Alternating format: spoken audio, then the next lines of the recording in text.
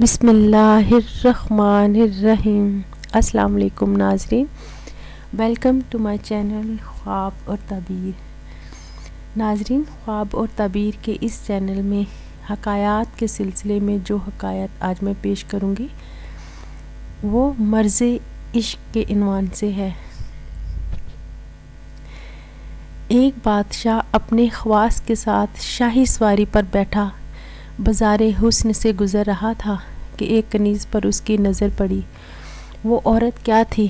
کسی شاہکار کا تراشا ہوا مجسمہ تھا جس کا حسن قیامت خیز تھا۔ بادشاہ جب واپس لوٹا تو دل بے قرار کو کسی گھڑی چین نہیں آ رہا تھا۔ وہ اس مجسمہ حسن پہ سو جان سے قربان ہو چکا تھا۔ بادشاہ نے منہ مانگی قیمت دے کر اسے خرید لیا۔ ابھی آنکھوں نے جی بھر کر دیکھا بھی نہ تھا کہ چند دن کے بعد وہ بادشاہ کے دل کی مالک بیمار ہو گئی۔ مثل صادق ہے، گدھا پاس تھا تو پالان نہ تھا، پالان ملا تو گدھے کو بھیڑیا لے گیا۔ کوزہ تھا تو پانی نہ تھا، پانی ملا تو کوزہ ٹوٹ گیا۔ بادشاہ کے ساتھ بھی کچھ اسی طرح کا معاملہ ہوا۔ علاج کے لیے ہر طرف سے طبیب حضرات آنے لگے۔ ہر ایک کا یہی دعویٰ تھا کہ میں مسیح زماں ہوں۔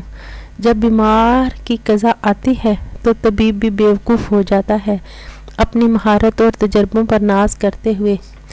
ہمارے پاس ہر دکھ درد کی تیر بہدف دعا ہے، انشاءاللہ نہ کہا۔ ان کا کوئی علاج کارگر ثابت نہ ہوا۔ مرض بڑھتا گیا، جو دعا کی والا معاملہ ہو گیا۔ طبیب حضرات اپنے اپنے نسخے آزما چکے، چاند سے چہرے کی رونق کم سے کم ہو گئی۔ یا اللہ، تو دلوں کے بھید ہوتی جا رہی تھی۔ اب بادشاہ کو رجوع اللہ کے سوا کوئی چارہ نظر نہ آیا۔ فوراً ننگے سر اور پاؤں خانہ کعبہ کی طرف بھاگا، سر سجدے میں رکھ کر خوب رویا۔ سجدہ گاہ شاہ کی آنسوں سے تر ہو گئی۔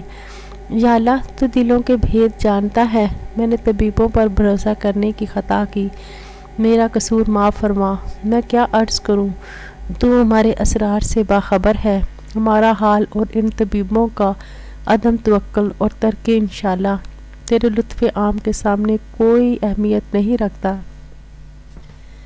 اے ہماری حاجتوں کی پناہ گاہ، میری محبوبہ کو شفا عطا فرما۔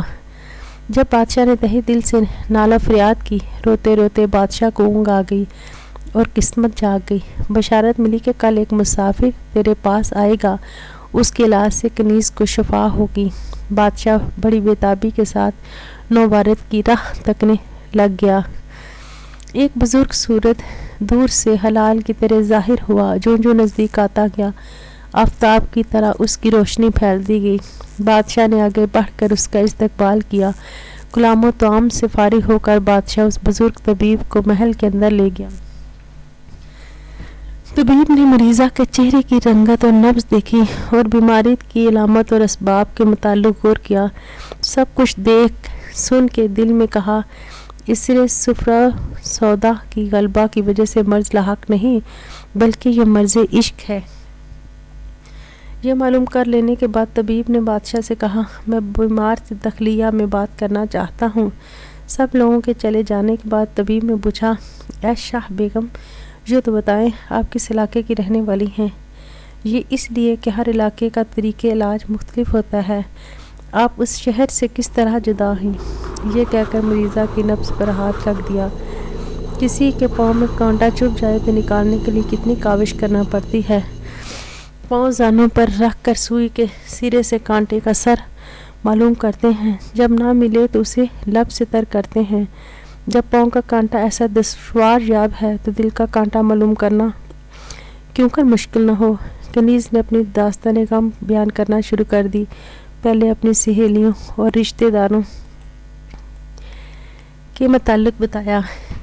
ان کے ذکر سے نہ اس کا رنگ بدلا، نہ نبض میں تغیر واقع ہوا۔ اس طرح وہ ہر شہر اور ہر گھر کا ذکر کرتی رہی جہاں جہاں اس کی بود و باش رہی۔ جب کنیز نے سمرقند میں آنے کا متعلق ذکر کیا سمرقند کا نام لیتے ہی اس کے دل سے آہ نکلی اور آنکھوں سے آنسو جاری ہو گئے۔ آنکھوں کی اس رمجھم میں کہنے لگی، مجھے وہاں ایک خواجہ زرگر نے خرید لیا۔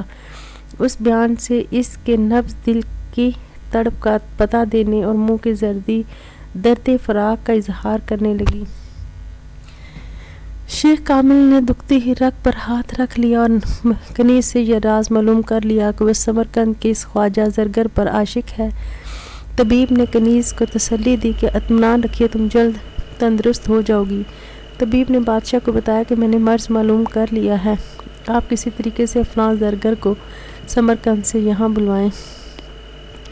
بادشاہ نے اپنے 2 خاص دانا آدمی سمرقند بھیجے جو سنار سے جا کر ملے اور اس کو اطلاع دی کہ بادشاہ تمہاری ہنر مندی کا شہرہ سن کر بڑا خوش ہوا ہے، اس نے تمہارے لیے بیش قیمت خلعتوں مال و زر بھیجا ہے، اس کی خواہش ہے کہ تم اس کے پاس آؤ اور اس کے خاص مصاحبوں میں شامل ہو جاؤ۔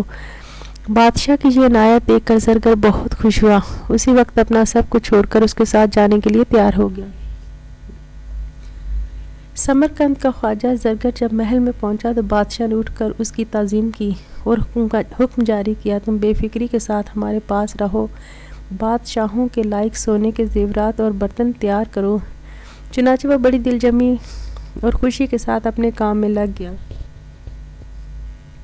بادشاہ نے اس کے کام کو دیکھ کر خوشی کا اظہار کیا اور کہا کہ میں اس کے صلہ میں تمہیں اپنی کنیز خاص عطا کرتا ہوں۔ چنانچہ وہی کنیز جو اس زرگر کے فراق میں سوکھ کر کانٹا ہو گئی تھی اسے دے دی۔ کنیز جب اپنے دلربا کے پاس پہنچی تو اس کے دکھ درد سب جاتا رہا۔ دیکھتے ہی دیکھتے وہ چند ماہ میں صحیح سلامت ہو گئی، اس کا کھویا ہوا روپ اور جوبن پھر واپس آ گیا۔ اب طبیب کامل نے ایسا شربت تیار کیا جس سے زرگر نے نوش کیا اور وہ پانی میں نمک کی ڈلی کی مانند گھلنے لگا۔ کنیز کے سامنے اس طویل بیماری کے سبب زرگر کا روپ آہستہ آہستہ جاتا رہا، آنکھیں اندر کو گھس گئیں، چہرے کی سرخی جاتی رہی۔ یہ حالت دیکھ کر کنیز کی محبت بھی رفتہ رفتہ کافور ہو گئی۔ اب وہ کنیز عشق کی بیماری سے شفا پا گئی۔ اس کنیز کی محبت محض صورت پرستی تھی، اس لیے صورت بگڑنے کے ساتھ ہی آہستہ آہستہ وہ عشق بھی زائل ہو گیا۔ جو عشق صرف رنگ و روپ کی خاطر ہوتا ہے وہ دراصل عشق نہیں بلکہ فسق ہوتا ہے۔ اس ترکیب سے طبیب نے کنیز کے مرض عشق کا علاج کیا اور اسے تندرست کر کے بادشاہ کے دل کو مسرور آنکھوں کا نور بنا دیا۔ ظاہری صورت کا عشق آخرکار بدنامی اور بے عزتی کا موجب بنتا ہے، معشوق کا رنگ و روغن اس کی ہلاکت کا سبب بنتا ہے۔ مور کے لیے اس کے خوبصورت پر ہلاکت آفرین ہے، ہرن کو شکاری مشق کے لیے مارتے ہیں، لومڑی کو پوستین کے لیے ہلاک کیا جاتا ہے۔ اے طالب، اے زندہ، محبوب حقیقی کا عشق اختیار کر جو ہمیشہ باقی رہنے والا ہے، جو محبت و معرفت کی جان فزاں پاک شراب پلانے والا ہے۔ تو مایوسی سے یہ مت کہہ یہ اس محبوب حقیقی تک مجھ جیسے نالائقوں کی رسائی کیسے ہو سکتی ہے۔ حدیث شریف میں ہے، جو بندہ میری طرف بالشت بھر قریب آتا ہے میں اس کی طرف گز بھر قریب ہو جاتا ہوں۔ اس کے عشق و محبت کا دروازہ ہر وقت کھلا ہے۔ درس حیات، نیکی بدی کے پردے میں پوشیدہ بھی ہو سکتی ہے اور اس سے ہٹ کر بھی، اس لیے نیکی کرتے وقت اصل مقصد منشا رضائے الہی ہونا چاہیے۔ ناظرین، اس حکایات اور اسی درس حیات کے ساتھ میں آپ سے اجازت چاہوں گی۔ نیکسٹ پھر کسی ویڈیو کے ساتھ حاضر ہوں گی۔ ناظرین، اگر آپ کو میری ویڈیوز پسند آ رہی ہیں تو پلیز میرے چینل کو سبسکرائب کریں اور ویڈیو کے نیچے لائک کے آپشن کو کلک کر کے اپنی پسندیدگی کا اظہار کیجیے گا تاکہ میں اس نیک کام کو جاری رکھ سکوں۔ بہت شکریہ۔